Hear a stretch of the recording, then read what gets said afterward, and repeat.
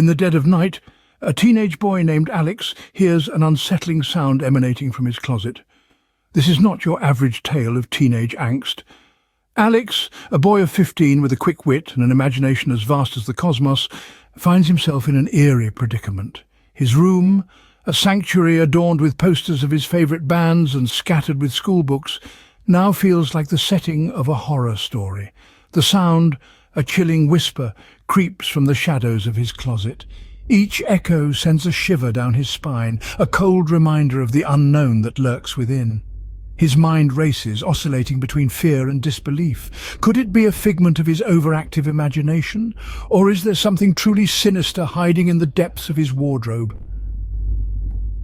The mystery of it gnaws at his courage, his pulse quickening. As the whispers from the closet grow louder, Alex's heart pounds against his chest. The morning sun brings a sense of normalcy, but the fear from the previous night lingers.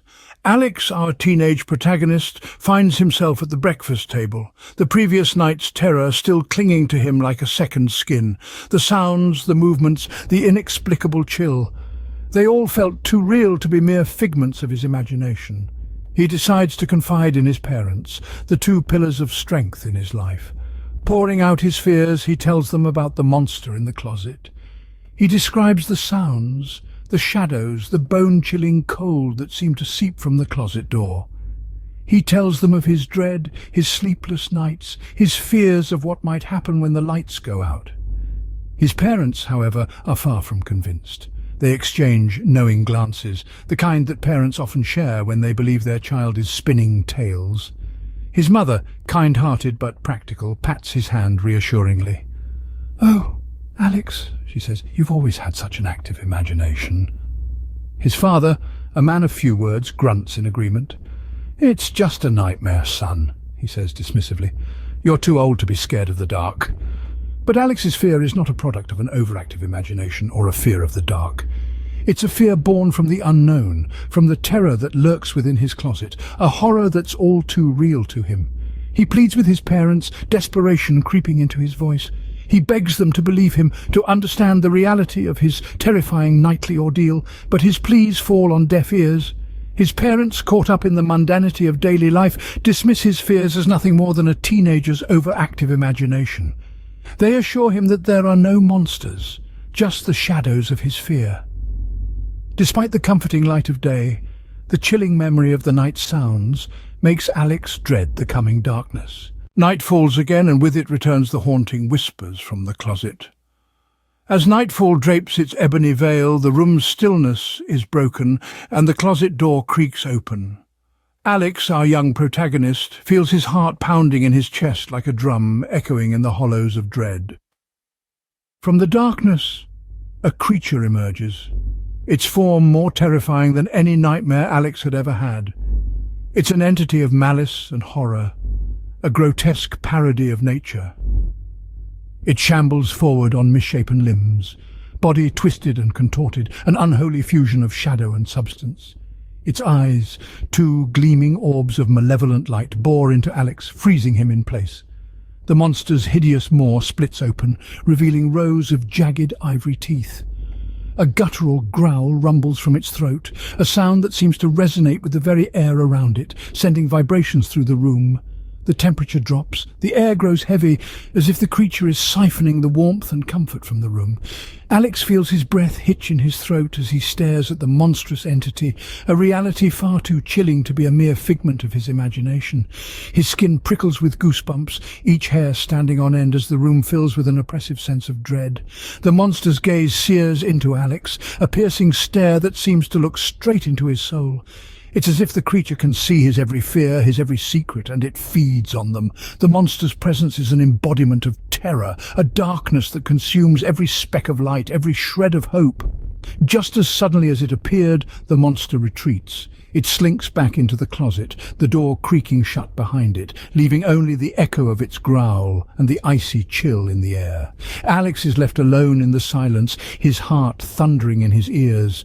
As the monster retreats back into the closet, Alex is left shaking, paralyzed by fear. Morning breaks, but the usual hum of activity is absent. Alex's parents are nowhere to be found. The aroma of freshly brewed coffee, the sizzle of eggs on the pan, the familiar banter of his parents, all absent. Instead, there is a deafening silence that grips the house, a silence that is unnatural and chilling. Alex, with a knot in his stomach, embarks on a search for his parents. He checks every room, every corner, hoping that his fears are just the product of his overactive imagination. He calls out to them, his voice echoing through the eerily quiet house, but the only response he gets is the echo of his own voice bouncing off the walls. His heart races as he moves from room to room. The unease grows within him, feeding off his dread. The cheerful family photographs on the wall seem to leer at him, their smiles frozen in a happier time that feels like a distant memory. His parents' bedroom is untouched, the bed neatly made, their belongings in place. It's as if they had vanished into thin air. His thoughts wander back to the monster in the closet. Could it be? Could the horrifying creature he'd been trying to warn them about be responsible for their disappearance? His mind races, replaying the dismissive laughter, the disbelief. He pleaded, begged them to listen, to believe him, but they hadn't, and now they were gone. His pulse quickens and his breath comes in ragged gasps.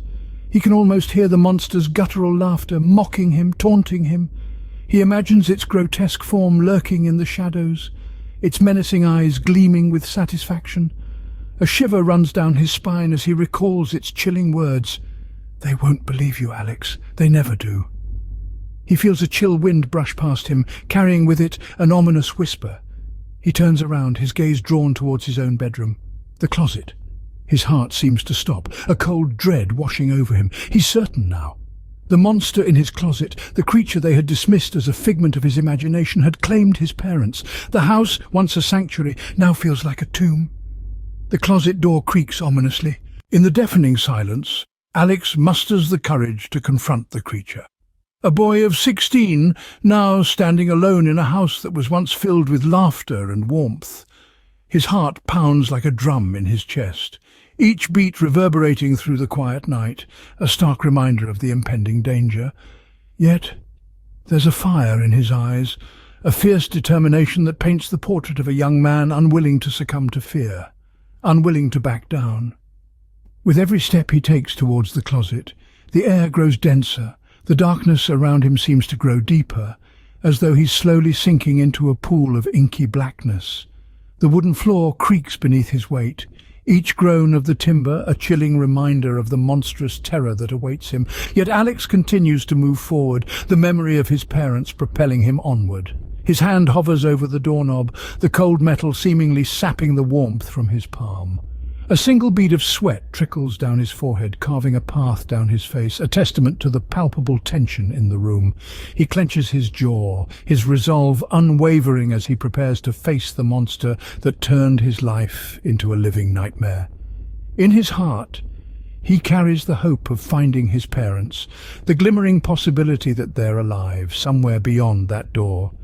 His determination is as solid as steel, as unyielding as the courage that fuels him. He's more than a boy now. He's a beacon of bravery in the face of unimaginable horror.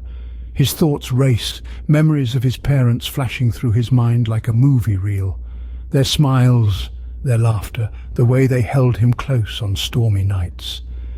It's these memories that give him strength, that push him to the brink of the abyss, prepared to dive in head first. His fingers tighten around the doorknob, the chill of the metal biting into his skin. His breath hitches in his throat, the world around him narrowing down to this one moment, this one choice. The choice to fight, to seek the truth, to reclaim his life from the grip of the monster. As he reaches out to open the closet door, a chilling voice echoes from inside. "Are you looking for something, Alex?"